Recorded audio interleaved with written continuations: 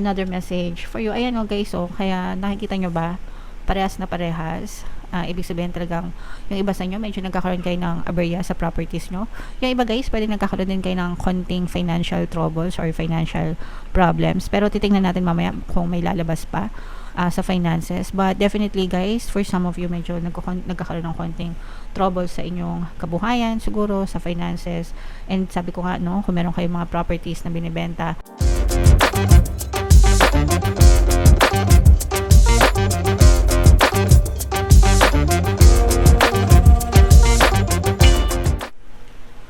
hello guys, hello Sagittarius, welcome back to Pinoy Pixie Tarot. Ang pamagat ng episode natin for tonight is messages from the universe para ngayong November to December para sa Sagittarius, Sun, Moon, Rising, Sign, and Venus. By the way mga kapixie, naka-upload na sa ating YouTube channel yung inyong mga 2025 kapalaran. Kung hindi nyo pa napapanood guys, punta lang kayo dun sa ating YouTube homepage, nandun yung mga videos para sa zodiac sign nyo. So, unahin natin tong deck na to. Tingnan natin yung mga messages from the universe para sa inyo. This is an earth sign energy. Capricorn, Taurus, Virgo. For some of you, maaring may earth element kayo sa inyong natal chart or you may be dealing with another earth sign. Ito guys, medyo nagkakaroon lang kayo ng konting problema pagdating sa mga parang ano ba, yung mga gusto nyong ma-achieve sa buhay nyo na parang nagkakaroon ng konting trouble. Tsaka kung meron kayong mga properties, mga kapixie, let's say for example may mga properties kayo na gusto nyong ibenta, real estate, ganyan, parang nahihirapan kayong i-dispatch siya, ibenta, no? Kung may mga lupa kayo or bahay na binibenta, ganyan, gusto nyong i-dispose, parang nahihirapan kayo na ibenta, mga kapixie. For some of you, okay? And tsagain nyo lang guys, tawag dito, dadating din yung tamang buyer para sa inyo, mga kapixie. What else? Sagittarius, another message para sa inyo. This is Archangel Michael. You know, you don't need to worry guys because you are always being guided and being protected, mga kapixie. You are always safe and you are always protected. Pero syempre guys, huwag natin itong kakalimutan yung pagdadasal, mga kapixie, kahit once a day lang, no?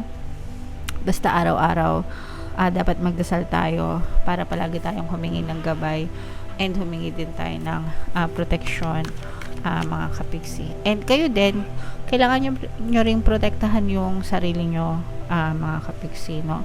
Umiwas kayo sa mga negative na situation, negative na tao, negative na bagay, di ba?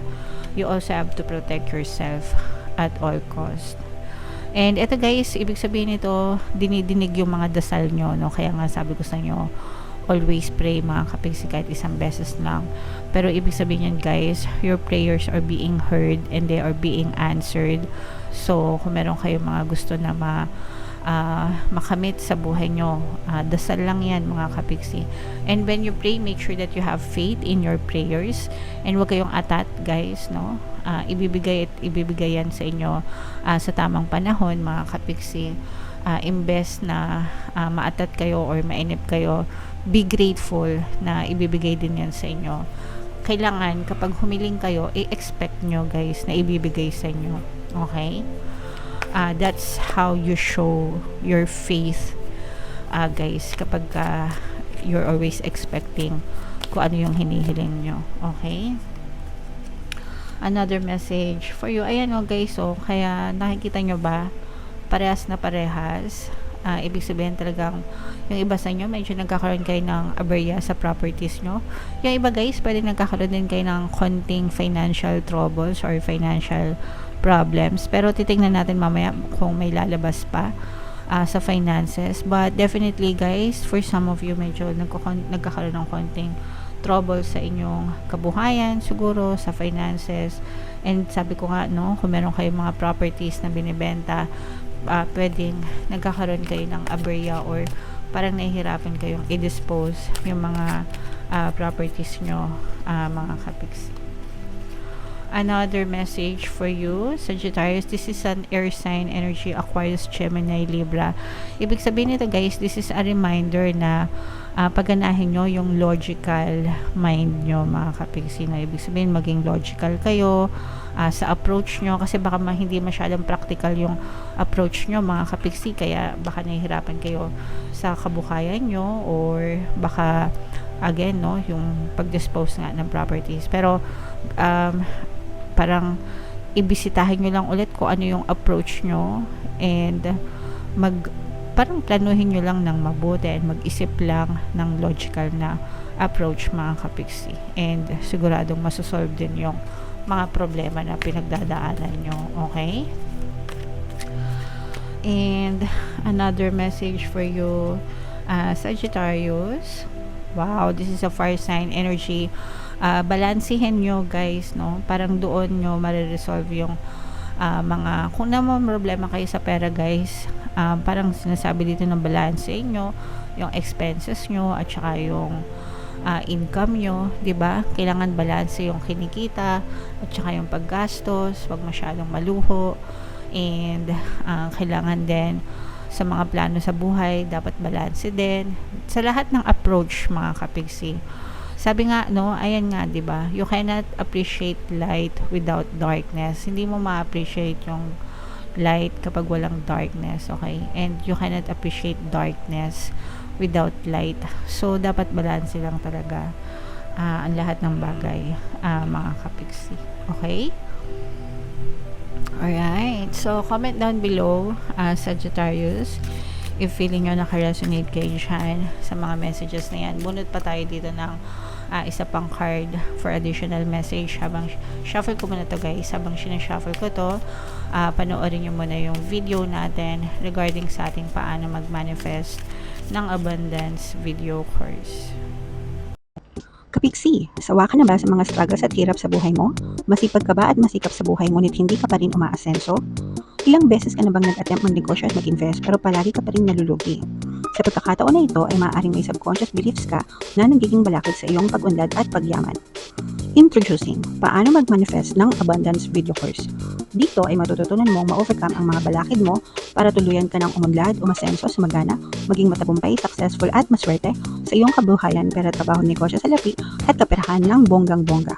Dali, mag-send na ng email sa pinoypixitaro@gmail.com at simulan na ang iyong pagyaman ngayon. Alright, so sa lahat ng gusto mag-avail ng course guys, meron tayong promo ngayong November. Magbibigay tayo ng 500 pesos na discount until November 30 guys, kaya mag-avail na kayo. And meron din tayong bagong course, paano mawala ang third party at magkaroon ng harmonious na relationship para mawala yung mga kabit na mga jowa nyo guys. 20% discount until November 30, kaya mag-avail na kayo mga kapigsin. So, ito yung additional na message. Ito guys, napakaganda nito. Basahin natin. Stepping through. Ito yung image ng card. Napaka-vivid, no? Sobrang ganda. So, stepping through. Step in and step up. All those dreams or projects you have been resisting. Now is the time to start, even if it's just one small element of the bigger picture. No more excuses or tomorrows. Ibig sabihin nito guys, kilos-kilos, no? Galaw-galaw ba ang ma-stroke, no? Ibig sabihin, ngayon yung perfect time para sa inyo, para gawin nyo yung mga gusto nyo, kumilos ka ng naaayon para sa katuparan ng mga pangarap mo. Sabi ko nga guys, no matter how big, no matter how small, kahit gaano kaliit ng step nyo, mga kapigsi, basta humahakbang kayo, pumapadyak kayo towards your destination, mararating nyo rin yan guys, no? It contributes to the bigger picture. So wag na kayo mag-excuse guys. Sabi nga, 'di ba, pag gusto may paraan, pag ayaw may dahilan, 'di ba? Whatever you have been putting off, the universe is now pushing you to make it happen. You may feel a little outside your comfort zone, but that is where the magic is. Sometimes kasi 'di ba natatakot tayo kaya hindi tayo kumikilos. Baka alam 'yun, maraming what if, may mga takot, may mga duda, may mga kaba, no? Again, those are just your excuses. Excuse lang 'yun mga kapigsi, pero sabi nga dito, the universe is pushing you, no? Tinutulak ka na ni universe sa pamamagitan nitong mensahe na to, di ba? Ito na yung sign mo, no, na gawin mo na kung ano pa yung wag mo nang ipagpabukas, di ba? You may need to plot a course, invent a way through, or take a leap. Break it down. Allow the puzzle to come together piece by piece through the courageous act of making a start. Di ba kapag bumubuo kayo ng puzzle, isang malaking puzzle, meron siyang mga small pieces, no? Small pieces, ilalagay mo dun sa mga tamang lagayan, and pag natapos mo siya, yun na yung bigger picture. So, yung mga small pieces na yun, guys, yun yung mga action nyo. You take action, no? And mabubuo din yung malaking puzzle na yun in the future. So, kahit isang puzzle lang, isang piece lang ng puzzle, yung gawin mo every single day as long as nag-effort ka, kumikilos ka, 'di ba? Syempre sabayan mo ng prayers and affirmations, yung pagkilos and yung pagkakaroon ng positibong mental diet, mga kapiksi. Eventually guys, talagang makikita mo yung big picture, yung big results at the end of your journey. Pero wala kang makikita kung wala kang gagawin. So, galaw-galaw na guys, no? Baka mapag-iwanan ka na ng panahon. Alright? Okay. So, comment down below guys if feeling nyo naka-resonate kayo dyan sa mga messages na yan, mga kapiksi. And, yeah. So, ito yung ating 2025 kapalaran guys. Panoorin nyo na. And ito naman yung ating success stories ng paano mag-manifest ng abundance video course. Click here to subscribe guys. And ito yung ating mga pampaswerte subliminals. Thank you for liking, sharing, and subscribing. And see you again next time. I love you all mga kapiksi. Have a nice day. Bye-bye.